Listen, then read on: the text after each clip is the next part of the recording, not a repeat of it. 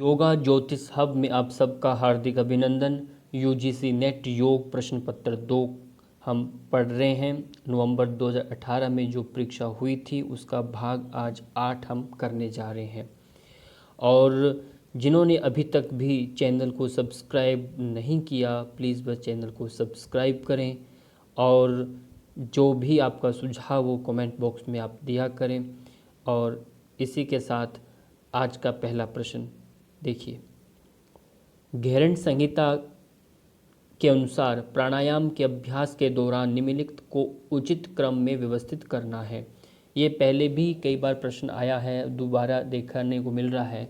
और एक बात ध्यान रखना है, जो प्रश्न दोबारा से आ रहे हैं और जिन विषयों को मैंने विस्तार से पहले वाली वीडियो में बता दिया गया है मेरे द्वारा, तो उनको इसमें विस्तार से नहीं बताया जाएगा ताकि हमारा समय बचे और हम उनको न ज़्यादा समय देते हुए बाकी अन्य को समय देंगे।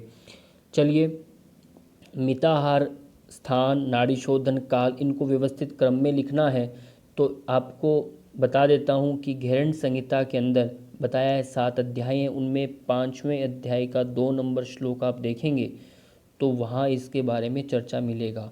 वहाँ आता है आदौ स्थानम, आदौ स्थानम, और उसके बाद आता है आदौ स्थानम तथा कालम मिता आहारम तथा परम नाड़ी शुद्धिश्च ततः पश्चात प्राणायामम च साधयेत। यानी नाड़ी शुद्धि करने से पहले इनका आपको अभ्यास करना है। यानी प्राणायाम के अभ्यास को साधने से पहले ये सब प्रक्रियाएं करनी है। किस तरह से? सबसे पहले स्थान का निर्णय लेना, फिर आपका नंबर है काल का, आपका काल का ध्यान रखें, समय का ध्यान रखें, फिर मिताहार का आपको ध्यान रखना है, अंतिम में आपको नाड़ी शोधन। जब ये तीनों चारों ये कर लेंगे उसके बाद आप प्राणायाम के अधिकारी हो जाएंगे। ऐसा उन्होंने वहाँ पर अच्छे से स्पष्ट किया है घेरंड मुनि ने। अगला है सिद्धियों का उचित क्रम में व्यवस्थित करना है। ये 5 प्रकार की जो सिद्धियां हैं ये कहाँ से आई हैं? यानी कि ये 6 प्रकार की सिद्धियां हैं। वैसे तो यहाँ 5 प्रकार दिखाए हैं। ये पातंजल योग सूत्र से संबंधित प्रश्न है। और तीसरा अध्याय यानी विभूति पाद यानी सिद्धियों के संबंधित है। तो विभूति पाद के 36 नंबर का सूत्र आप देखिए, वहाँ आता है ततः प्रातिभ श्रावण वेदना आदस्वाद वार्ता जायन्ते। पहला तो उसमें प्रातिभ आता है, प्रातिभ जो इसमें नहीं है। फिर है श्रावण, श्रावण मतलब ये दूसरे नंबर का है, इसको 1 नंबर पर लिखेंगे हम, यानी क्रम यदि हम व्यवस्थित करेंगे तो श्रावण, फिर वेदना, उसके बाद 5 नंबर को हम लेकर आएंगे। फिर श्रावण वेद आदर्श, आदर्श का आएगा 3 नंबर, और आस्वाद, आस्वाद 4 नंबर का है, और अंतिम में आएगा आपका वार्ता 1 नंबर। यानी इसमें प्रातिभ नहीं है। श्रावण वेदना आदर्श स्वाद वार्ता जायन्ते, ऐसा उन्होंने कहा। इस तरह से आप इनको क्रम को भी याद करें, हो सके तो सूत्र को भी स्मरण कर लीजिए, तो हमेशा के लिए ये झंझट से मुक्त होंगे आप। अगला प्रश्न ये है कि निम्नलिखित में से उचित क्रम को व्यवस्थित करना। ये क्रमों का बड़ा एक प्रश्नोत्तरी रहती है और इसके लिए आपको पूर्णतः ही याद करना पड़ेगा। अब ये देखो, ये भी पातंजल योग दर्शन से संबंधित प्रश्न है। और ये 5 प्रकार की जो वृत्तियाँ हमारी होती हैं तो उनको व्यवस्थित करना है क्रम के साथ। प्रथम अध्याय के 6 नंबर का सूत्र आप देखेंगे तो आता है प्रमाण विपर्य विकल्प निद्रा स्मृतयः। तो वही है ये। तो प्रमाण नंबर 1 नंबर पर आएगा, 3 नंबर लिखिए। प्रमाण विपर्यय 1 नंबर वाला विपर्य, विकल्प इसमें 2 नंबर है विकल्प, और उसके बाद निद्रा 5 नंबर वाला, और अंतिम में है स्मृति 4। इसलिए प्रमाण विपर्य विकल्प निद्रा और स्मृति, इसको आप क्रम में व्यवस्थित करना इस तरह। अगला प्रश्न है कि सिद्ध सिद्धांत पद्धति के अनुसार हमें बताना है, सिद्ध सिद्धांत पद्धति के अनुसार महावायु के गुणों को अनुक्रमिक क्रम में व्यवस्थित करना है। अब महावायु जो है सिद्ध सिद्धांत पद्धति के अंदर भी हमारे 6 प्रकरण रहते हैं। उन 6 प्रकरणों में जो प्रथम उपदेश जो है, प्रथम उपदेश का 33 नंबर का जो श्लोक देखेंगे, पहले ही प्रकरण का 33 नंबर के श्लोक में जो गद्य है, जो सूत्र है उनका, उसमें आता है महावायु का वर्णन है। महावायु के 5 बताए हैं, गुण बताए हैं, उन गुणों का वर्णन है। उसमें आता है संचारः, संचालनम, स्पर्शनम, शोषणम, धूम्रवर्णत्वम इति पंचगुणो वायु। इन 5 गुणों से युक्त वायु होती है। अब आपको क्रम लगाना है, इसका क्रम देखेंगे तो पहला आया है संचार, संचार का मतलब 4 नंबर पहला संचार। फिर आता है संचालनम, 2 नंबर का आपका देख रहे हैं। फिर आता है स्पर्शनम, 5 नंबर है ना। फिर उसके बाद है शोषणम, 1 नंबर है। अंतिम में धूम्रवर्णत्वम यानी 3 नंबर का। इस तरह से आपको क्रम इनके याद रखने हैं, और हो सके तो अध्याय में किस श्लोक में, यदि याद नहीं हो पाता अध्याय जरूर विभाजन रखिए, कहाँ गुणों के बारे में बताया गया है ये। अगला प्रश्न जो है वह ये है, सिद्ध सिद्धांत पद्धति के अनुसार वाणी के निम्नलिखित प्रकारों को उचित क्रम में लिखना है। वाणी के भी 5 प्रकार बताए गए हैं, तो उनमें से आप देखेंगे छठे अध्याय का 61 नंबर का आप श्लोक, उसमें गद्य जो है वो देखिए। उसमें आता है परा, पश्यन्ति, मध्यमा, वैखरी, मातृका इति पंचगुणाः वाक, यानी वाणी के 5 गुण बताए गए हैं। पहला है परा, परा को पहला नंबर रखा गया। उसके बाद पश्यन्ति, पश्यन्ति को रखा गया। फिर उसके बाद है मध्यमा, मध्यमा को। फिर आपका आता है वैखरी, वैखरी यानी 1। फिर मातृका यानी आप शब्दों में बोलना। ये 5 को इन्होंने इस तरह से भी याद रखना है आपने। और सिद्धांत, सिद्ध सिद्धांत पद्धति का कहाँ से कितने अध्याय, इनका हम पहले वीडियो में खूब अच्छे से पढ़ चुके हैं। अगला प्रश्न ये है कि निम्नलिखित कशेरुकाओं के समूह का अवरोही, यानी अवरोही का मतलब होता उतरते, आरोही मतलब होता चढ़ते क्रम, अवरोही क्रम यानी उतरते क्रम से व्यवस्थित करना है शरीर में स्थित अनुसार। अब पहला देखें तो सबसे पहले ये यहाँ तो अस्त व्यस्त इन्होंने दिया है, सेक्रल, लंबर, सर्वाइकल, थोरेसिक जो है, पर आपको क्रम देखना है। सबसे पहले ग्रीवा को देखें, गर्दन के पास जो रहती है, आपने सुना है उसका नाम होता है सर्वाइकल। सर्वाइकल, सर्वाइकल हो गया, देखिए नहीं, गर्दन का कोई रोग है, ये वर्टिब्राज होती हैं कशेरुका यानी वर्टिब्रा। जो सर्वाइकल वर्टिब्रा है, यहाँ पर देखिए इसमें 3 नंबर पर है, ये पहला नंबर आएगा। उसके बाद आता है कि आपका थोरेसिक, फिर आपके फेफड़े टाइप में, फेफड़े जो होते हैं ना, थोरेसिक कशेरुकाएँ जो रहती हैं, ये इसलिए 4 नंबर का आ गया।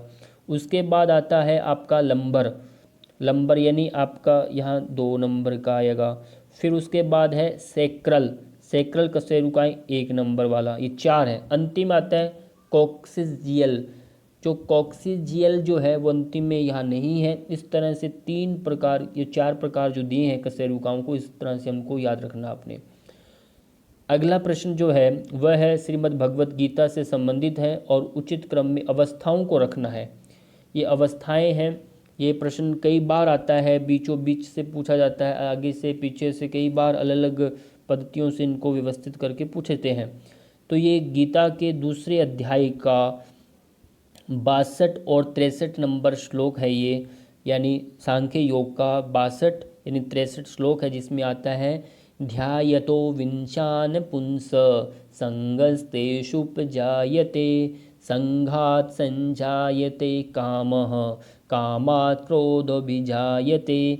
एक दूसरा आता है क्रोधाद् भवति सम्मोह सम्मोहात् स्मृति विभ्रमः स्मृतिभ्रंशात् बुद्धिनाशो बुद्धिनाशात् प्रणश्यति।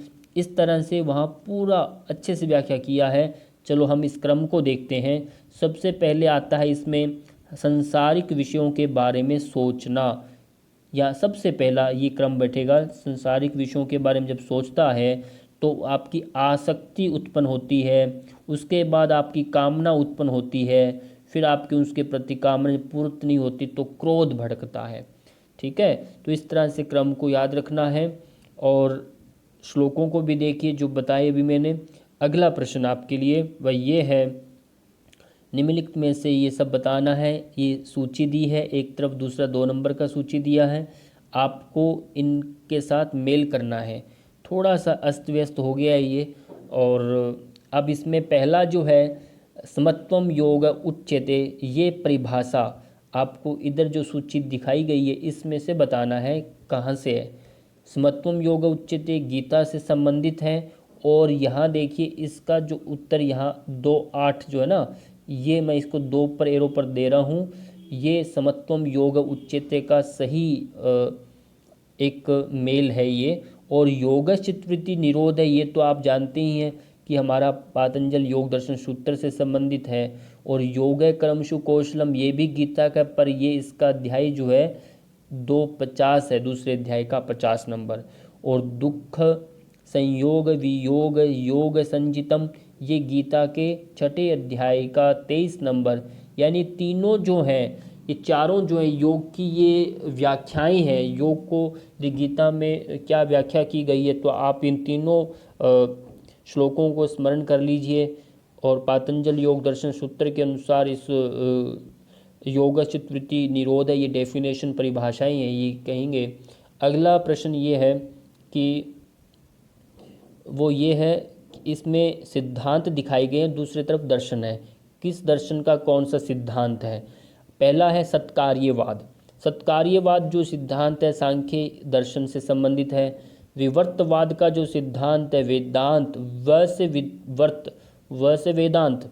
श्याद जो है, श्यादवाद का जो सिद्धांत है वो आपके जैन दर्शन से संबंधित है। यानी श्यादवाद का सिद्धांत इनका रहता है। और क्षण भंगवाद का जो सिद्धांत है वह बौद्ध दर्शन से संबंधित है। इस तरह से सिद्धांतों के बारे में भी प्रश्न पूछे जाते हैं। और आपको तो ध्यान है सत्कार्यवाद, तो ऐसे ही एक ईश्वरवाद का सिद्धांत, एक ईश्वरवाद का सिद्धांत किसका है, वह आ जाता है आपके योग दर्शन से संबंधित है। तो ये भी ध्यान रखना है। और निरस्वरवाद का सिद्धांत बात करें तो वो भी आपका आता है सांख्य दर्शन से। तो इनका भी आपको अलग तरीके से भी पूछे जाते हैं, याद रखना है। अगला प्रश्न है आज का अंतिम प्रश्न, वह ये है कि ये जो अवस्थाएं दी गई हैं चारों, ये इन मात्राओं के साथ आपको इनको मेल करना है।